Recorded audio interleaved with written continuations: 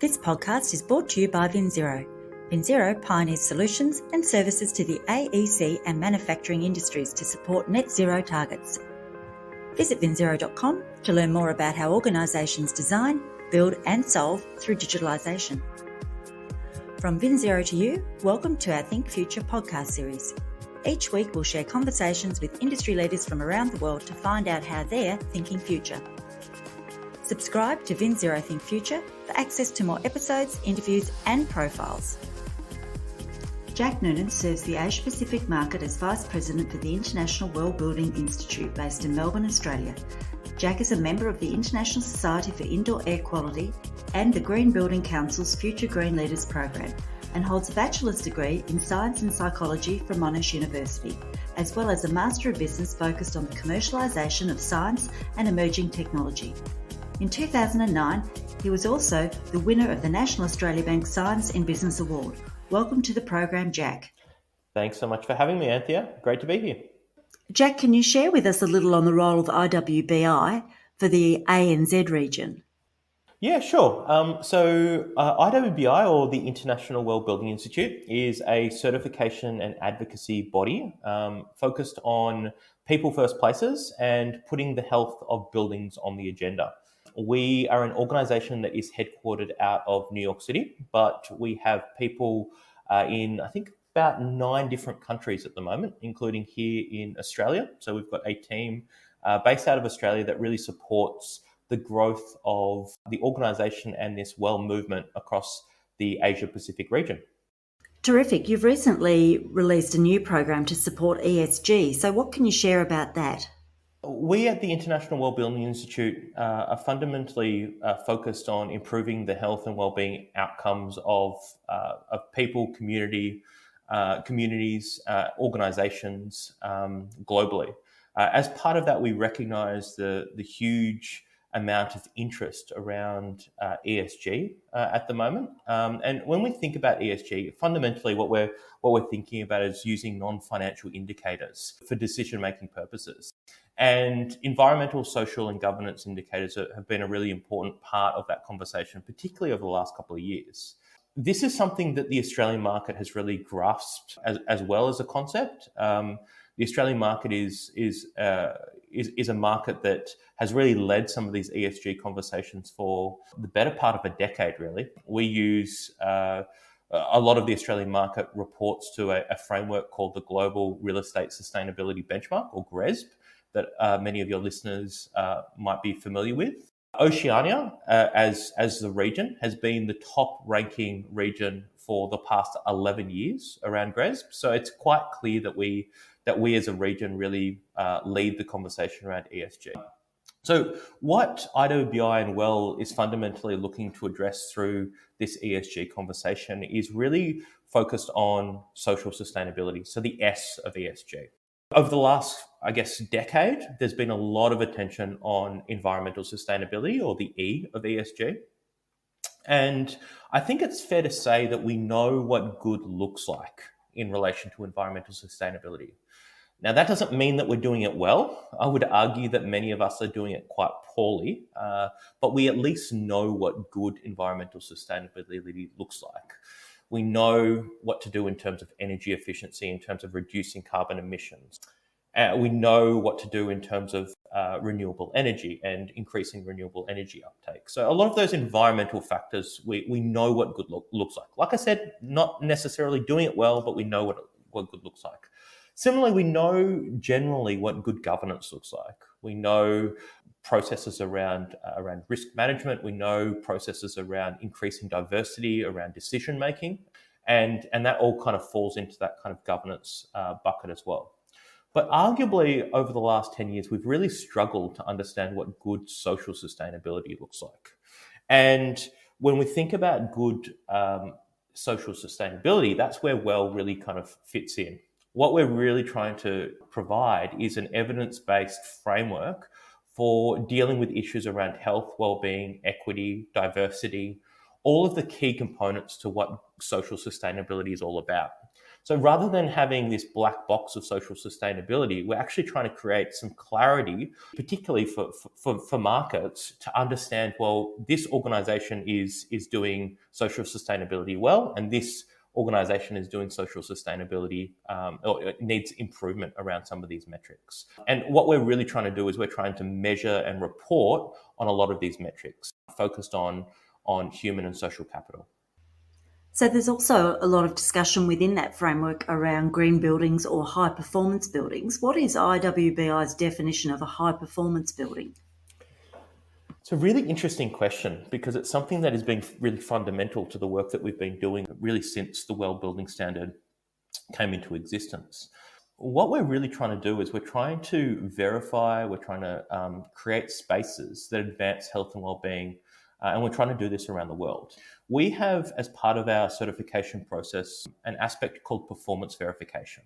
And what performance verification is basically verifying that intentions are being met. So often when we think about our buildings, they're designed and they're constructed with the very best of intentions. Nobody goes out to design a poor performing building. But ultimately, somewhere along the line, often the performance of that building is compromised. So when we think about what a high performance building actually is, it's one that is actually measured.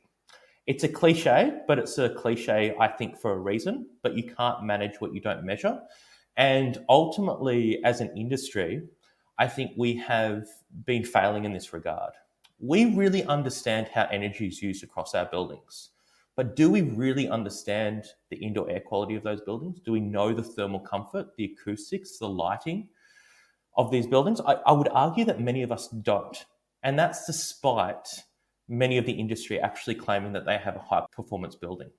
A high performance building is something that means more than just energy efficiency. It means more than just water efficiency. It's a holistic view of the performance of that building, and indoor environment quality factors actually come into that as well. The other key component around a high performance building, in our opinion, is actually asking the occupants what they think about the space and what they think about the building. Now, this might seem very, very obvious, but ultimately it's something that we don't do. We don't do it particularly well. You build a building, you hand it over, and that's it. Ask people what they think about the building. Are you satisfied with the air quality within your building? Are you satisfied with the thermal comfort? We know that thermal comfort and acoustics are sources of huge dissatisfaction within occupant communities.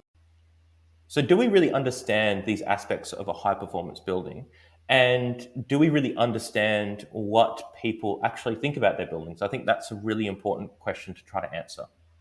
I would definitely agree. So when it comes to those considerations in a high performance building, what are the actual benefits of measuring those, and what are the benefits to the occupants of a high performance building?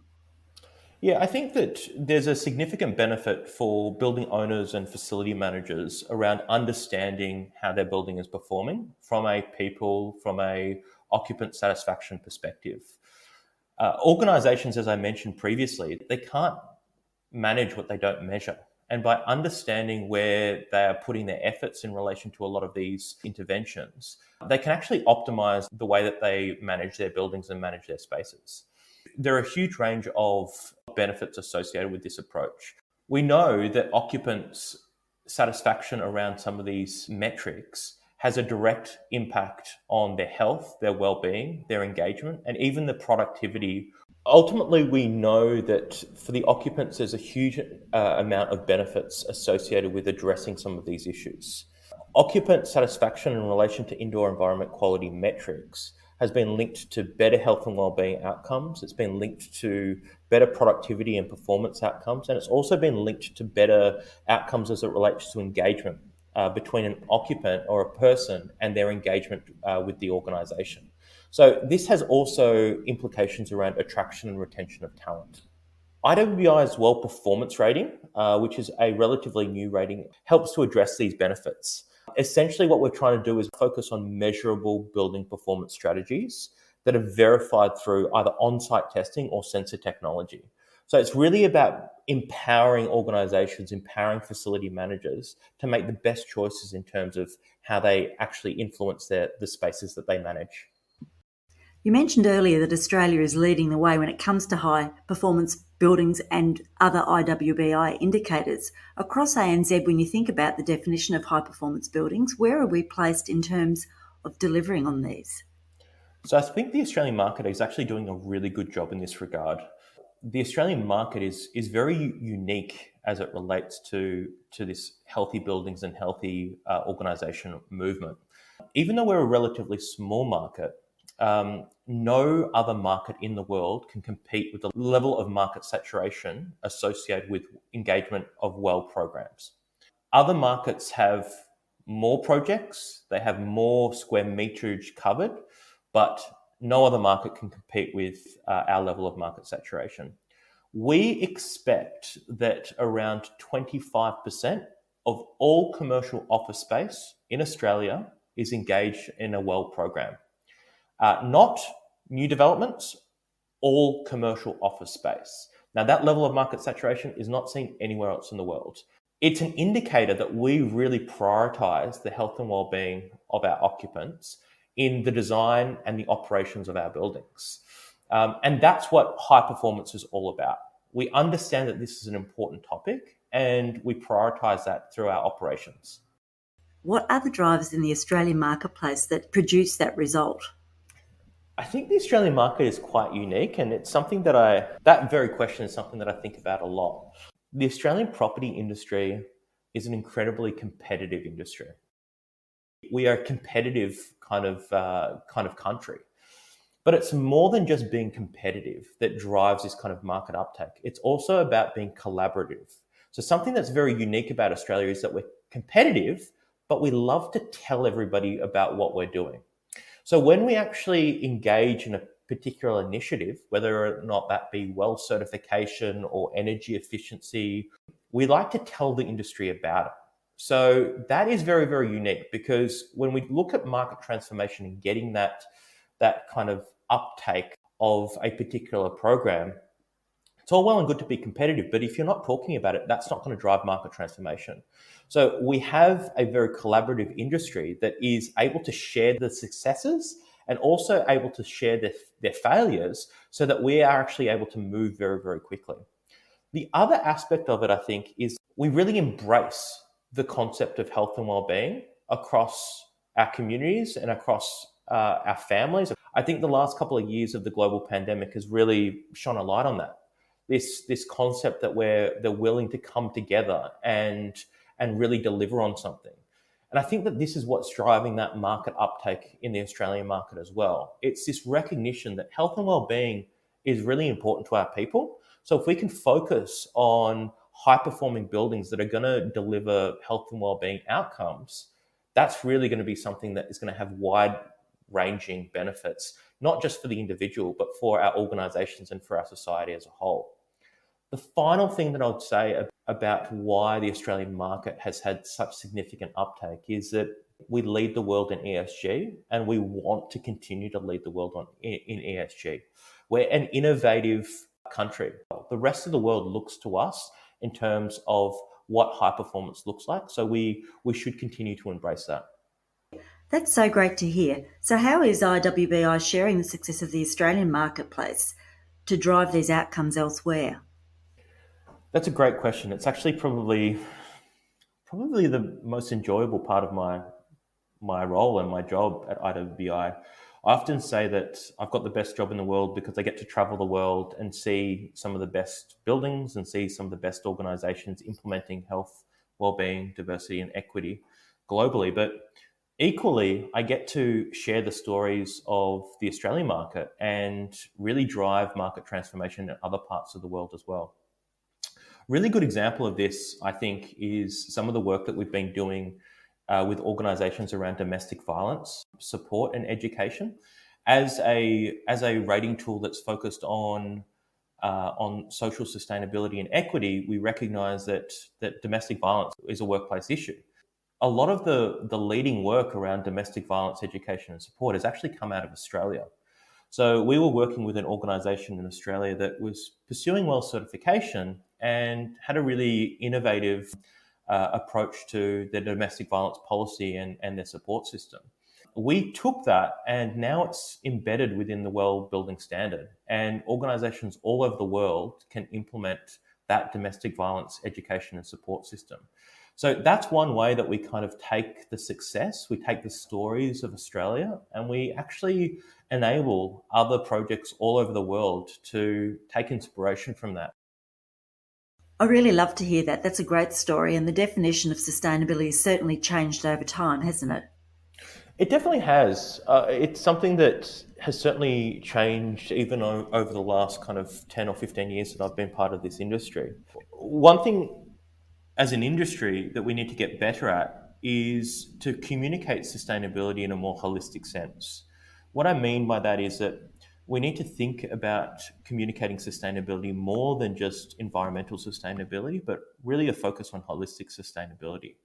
Uh, it's really in line with a lot of the conversations around ESG as well. And we actually often say that we're experiencing what we consider to be a second wave of sustainability.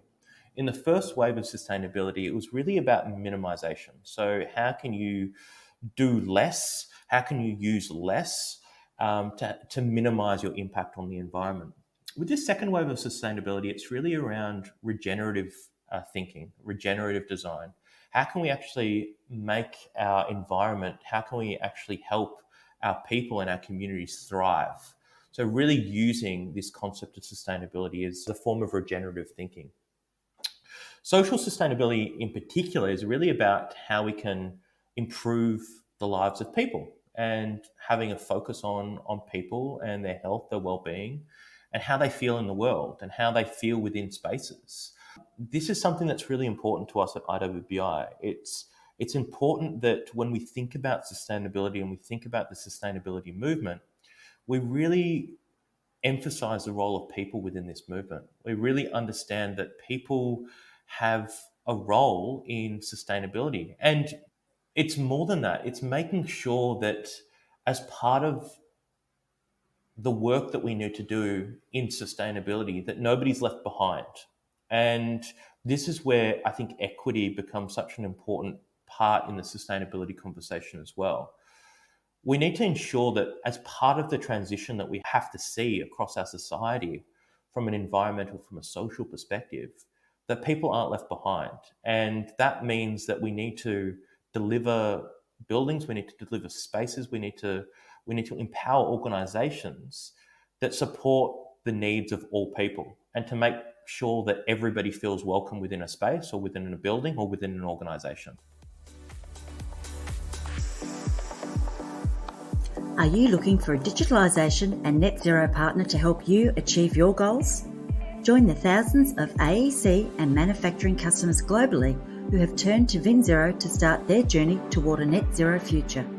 With 32 offices around the world, VinZero can connect you to the right technologies and workflow processes so you can maintain your competitive position and increase profitability.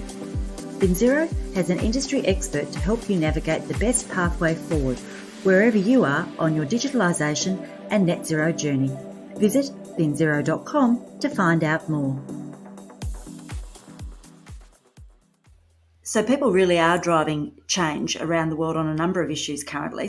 So with all the advantages of high performance buildings, what needs to be done to accelerate the uptake of these types of performance ratings, do you think? So I think that we need to communicate things in a slightly different way. I actually think we have a lot of the technology, we have a lot of the scientific expertise. We know essentially what to do, but I think that we sometimes have a marketing or a messaging problem.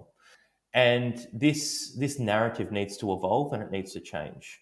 One example that I often like to give is in a previous role, I was working for a sustainability authority within state government.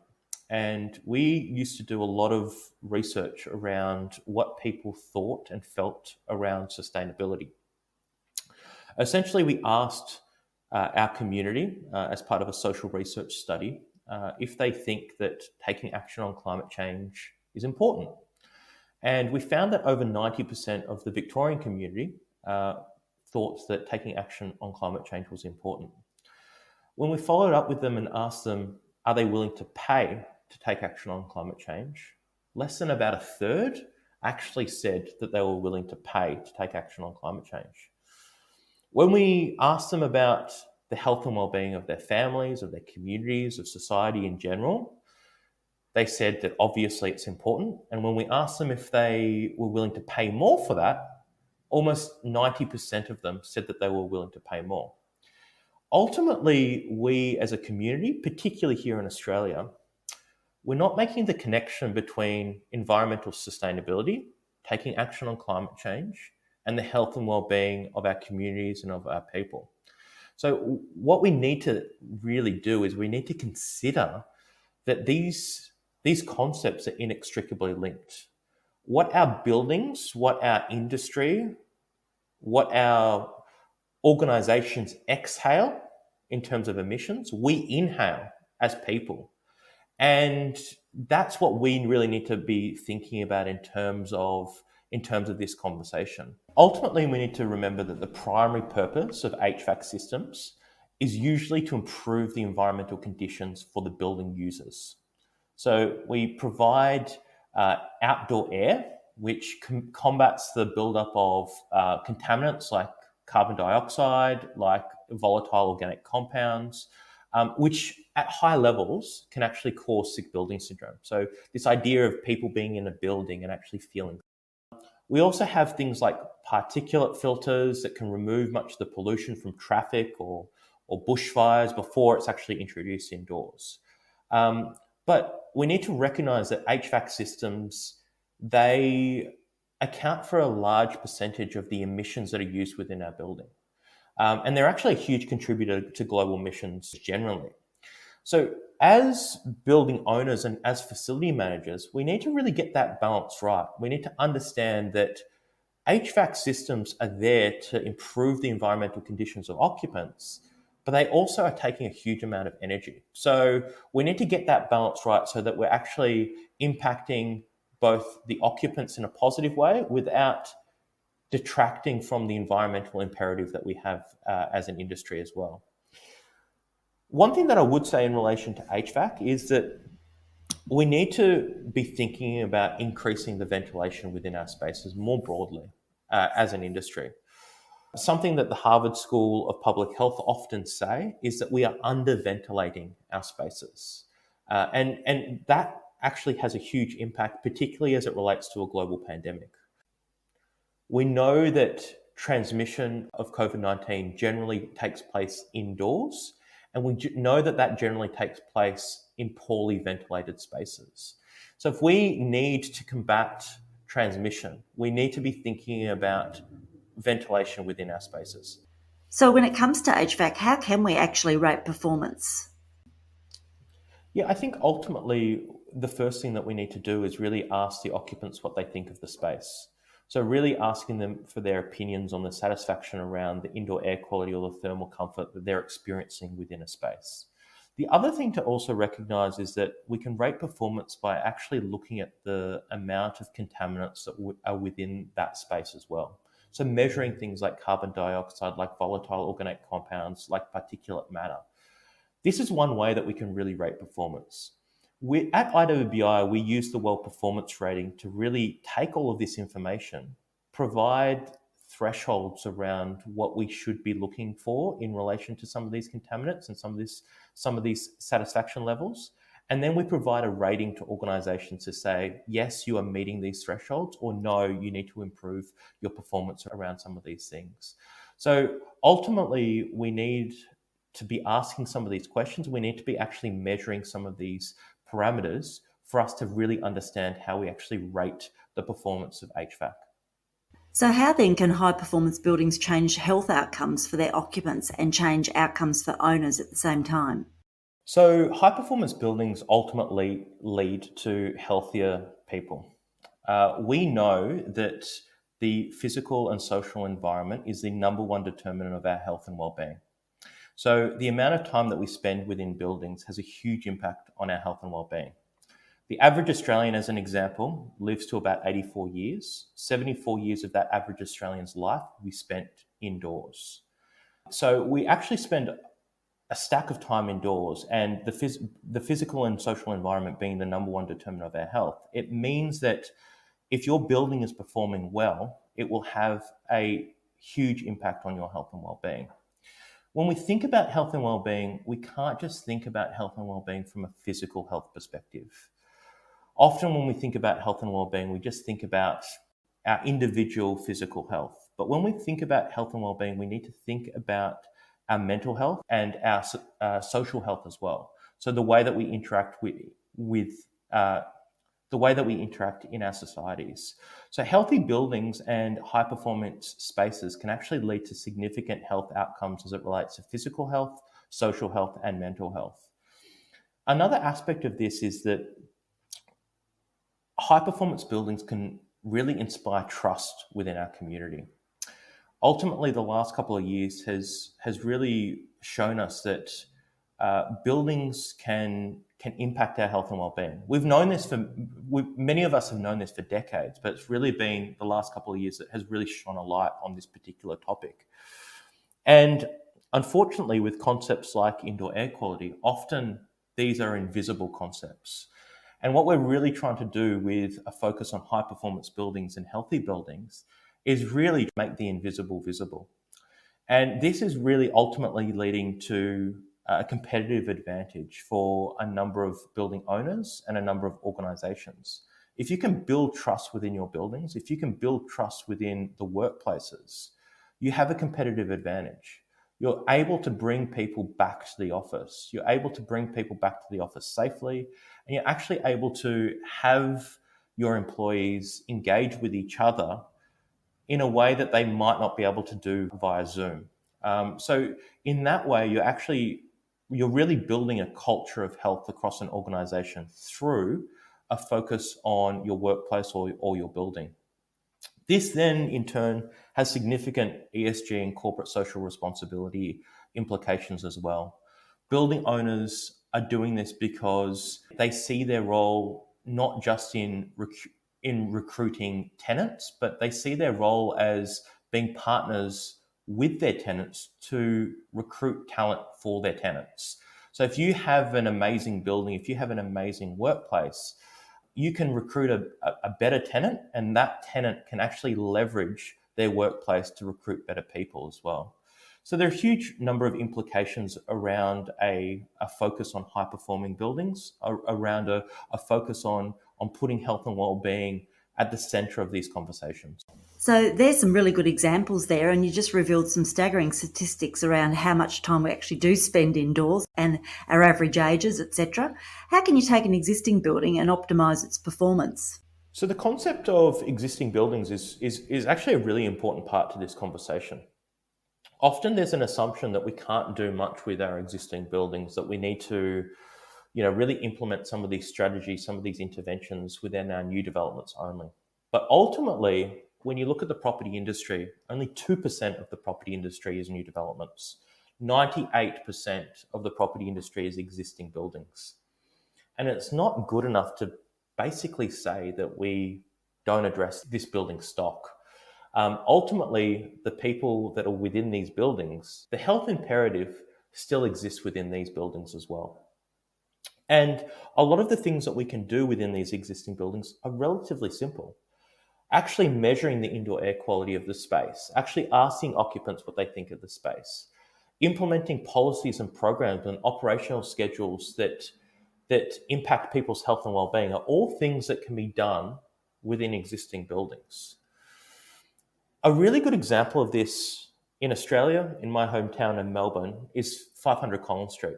Now, 500 Collins Street is a relatively average looking building. You walk down Collins Street, lots of new, beautiful buildings. You might miss 500 Collins Street. Ultimately, it's about 50 years old.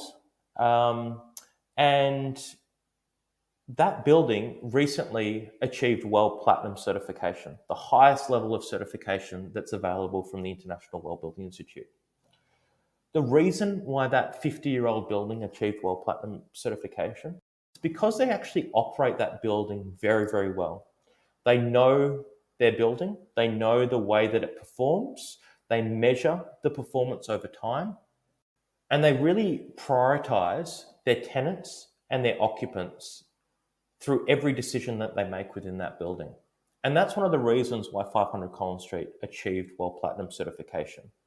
So buildings can have great health and wellbeing outcomes if we prioritise it.